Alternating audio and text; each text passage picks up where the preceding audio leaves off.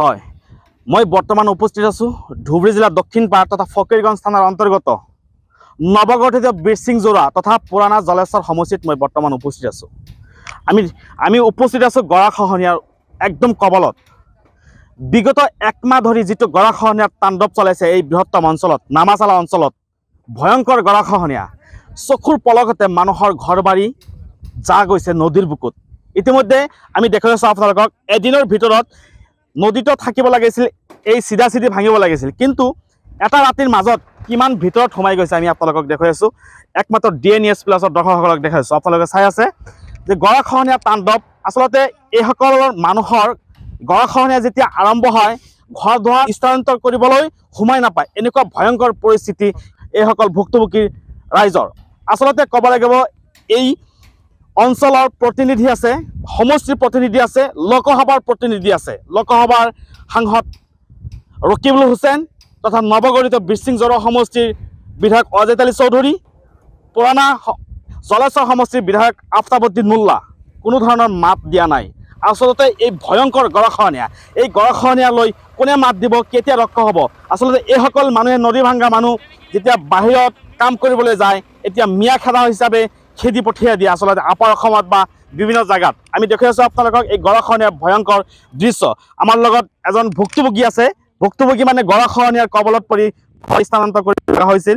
আমি দেখুৱাই আছোঁ আপোনালোকক, একমাত্ৰ DNS প্লাছৰ দৰ্শকসকলক, যে এজন ভুক্তভোগীৰ পৰা আমি মন্তব্য ল'বলৈ যত্ন কৰিম। প্ৰথমে আপোনাক সুধিম, আপুনি কিমানবাৰ ঘৰ স্থানান্তৰ কৰিছে? আমি 12 বাৰ ঘৰ মানে কৰিছোঁ। 12 বাৰ ঘৰ স্থানান্তৰ কৰিছোঁ। এই লাষ্টৰ বাৰ মোৰ ঘৰ নদীত গৈছে। নদীত গৈছে, উঠাবৰ পৰা নাই। আমি এতিয়া বেলেগৰ ঘৰত আছো। বৰ্তমান আপোনাৰ মাটি বাৰী আছে না? নাই, কোনো নাই। মাটি চাটি কিছু নাই। আর আমার যে এই বালাটারি, সাগরিয়াপাড়া, তারপরে আপনার ভেরবেরি, তারপরে খলসামারি, সুন্দরপাড়া, এইবিলাক মাটি মানে এই 3 বছরের মধ্যে মানে সব শেষ হয়ে গেছে। ইতিমধ্যে আমি শুনিবলৈ পাৰিছোঁ যে এটা পঞ্চায়ত আছিল ইয়াতে, জামাদাহাট ব্লকৰ অন্তৰ্গত সুন্দৰপাৰা নামৰ এটা পঞ্চায়ত আছিল। পঞ্চায়ত টোটালে বোলে নদীৰ বুকুত যা গৈছে। একদম একটা ঘৰও নাই পঞ্চায়েত, এক মানে এক পোৱাও মাটি নাই। প্ৰতিনিধি সাংসদ ৰকিবুল হুছেইন তথা নৱগঠিত বিৰচিংজোৰা সমষ্টিৰ অজেত আলী চৌধুৰী, আফতাব মোল্লা, এইসকলে আপোনালোকক কিবা খবৰ লৈছে না? না, কোনো খবৰ নলয়, কোনো খবৰ নেওয়া নাই। এই ৰকিবুলেও ভোট দিলোঁ, ৰকিবুলও মানে কোনো খবৰ নেওয়া নাই। আতাবুদ্দিনও কোনো খবৰ নেওয়া নাই। এই অজেত আলীও কোনো খবৰ লোৱা নাই। এতিয়া মানে চাই আছোঁ মানে বিজেপি মানে হিমন্ত ছাৰ মানে বহুত জায়গায় কাম কৰি আছে, সেইকাৰণে মানে ওনাৰ মুখে যে আপোনালোকে চাই আছে, এইসকল ভুক্তভোগীৰ একমাত্ৰ ভৰসা বিজেপি চৰকাৰৰ ওচৰত। বিজেপি চৰকাৰে এইসকল ভুক্তভোগীৰ যদি ৰক্ষা কৰে, পাৰ্মানেণ্ট প্ৰডাকশ্যন দি যদি ৰক্ষা কৰে, তেহে ৰক্ষা হ'ব, নহ'লে কিন্তু এইসকল ভুক্তভোগীৰ কোনো ৰক্ষা নাই। আৰু এজন ব্যক্তি আছে, আমি তেখেতৰ পৰা জানিবলৈ যত্ন কৰিম। ইয়াৰ পৰা মেঘালয় কিমান দূৰ? বেছি দূৰ নহয়, 2 কিলোমিটাৰ। মেঘালয় পাই গৈছে, আমাৰ 2 কিলোমিটাৰো নাই। আপোনাৰ ঘৰ ভাঙিছে? আমাৰ ঘৰ 3 বাৰ ভাঙিছোঁ। আপোনাৰ 3 বাৰ ভাঙিছে? 3 বাৰ ভাঙিছোঁ। বৰ্তমান ক'ত লৈছে? ইয়াতে আছে, নদীৰ ওচৰতে আছে। ক'ত যাম আমি ক'ত যাওঁ? আমাৰ মাটিৰ সম্পত্তি নাই না। আমি নদীৰ কাষৰে ইয়াতে ভাঙি কি কৰিম? ইয়াতেই থাকোঁ।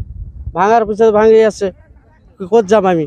এই যে অজেত আলী চৌধুৰী, এই রফিকুল ইসলাম, একটা মিনিস্টার, তো চোর তো একো কাম করা নাই হাতে। ইমান দিন ধরে অজেত চৌধুরী যে কেইবাৰমান ভোট পাইছে, কিবা কৰিছে নেকি ক'ৰবাত? যে এটা কি বিচাৰে?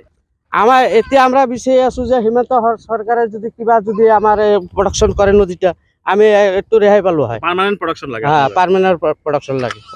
প্ৰতিজন ব্যক্তিৰ এতিয়া পাৰ্মানেণ্ট প্ৰডাকশ্যনৰ দাবী। আচলতে এই নদীখন, এই গৰাখহনীয়া ৰক্ষাৰ একমাত্ৰ উপায় পাৰ্মানেণ্ট প্ৰডাকশ্যন।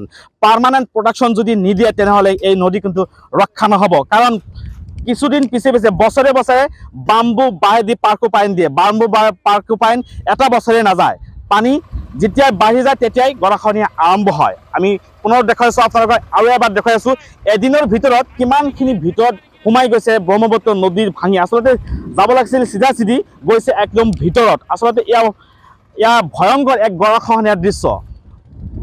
যিহেতু এই গৰাখহনীয়া ৰোধ কৰাৰ একমাত্ৰ উপায় এইসকলৰ ভৰসা একমাত্ৰ বিজেপি চৰকাৰ তথা হিমন্ত বিশ্ব শৰ্মাৰ চৰকাৰত। এতিয়া পৰৱৰ্তী সময়ত লক্ষণীয় হ'ব আচলতে এক গৰাখহনীয়া ৰোধ হয় না নাই। গোৱালপাৰা লক্ষীপুৰৰ পৰা মই শ্বাহিদ আব্বানী ৰিপৰ্ট দিয়ে নিউজ প্লাছ। যিকোনো খবৰৰ বাবে যোগাযোগ কৰক 7099017330 অথবা 7099017990 নম্বৰত।